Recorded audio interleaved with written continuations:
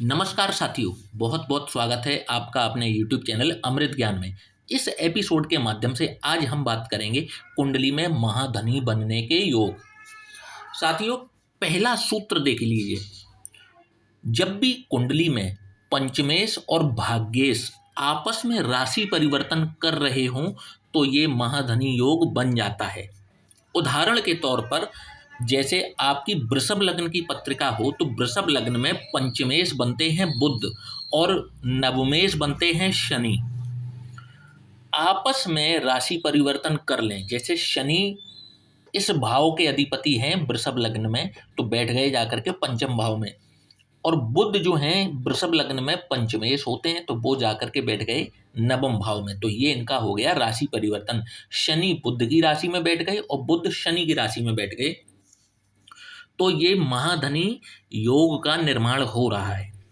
अब जब भी वृषभ लग्न वालों को शनि देव की महादशा लगेगी या बुध देव की महादशा लगेगी या फिर महादशा ना भी लगे, इन ग्रहों की अंतरदशा भी लगती है तो इनको इस राजयोग का पूर्ण लाभ मिलेगा और इनके जीवन में सफलता इनको मिलती चली जाएगी।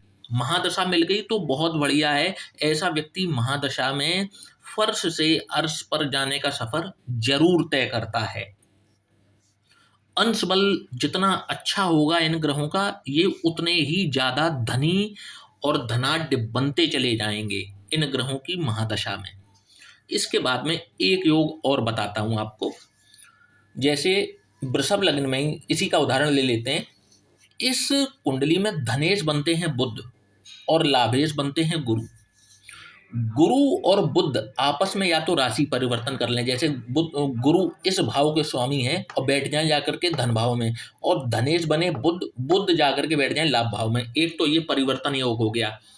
दूसरा, इन दोनों भाव के अधिपति गुरु और बुध इन चार केंद्र स्थानों में कहीं पर भी युति करके बैठ जाएं, और युति बिल्कुल क्लोज युति होनी चाहिए डिग्री वाइज। जैसे गुरु 12 डिग्री के हैं, बुध 10 डिग्री के हो जाएं, बिल्कुल आसपास की डिग्रियां हों तो ये युति उतनी ही मजबूत होगी, और जितनी मजबूत युति के साथ में बैठेंगे उतना ही जीवन में धन धान्य से परिपूर्ण रहेंगे। और कोई भी अगर लग्न हो, जैसे मेष लग्न हो, मेष लग्न में पंचम भाव के स्वामी बनते हैं सूर्य, नवम भाव के स्वामी बनते हैं गुरु। अब गुरु पंचम में बैठ जाए और सूर्य नवम में बैठ जाए तो भी परिवर्तन योग हो गया। इस तरीके से हम लोग देखेंगे। जैसे मेष लग्न में धनेश बनते हैं शुक्र और शनि बनते हैं इनके लाभेश, तो ये आपस में परिवर्तन कर लें।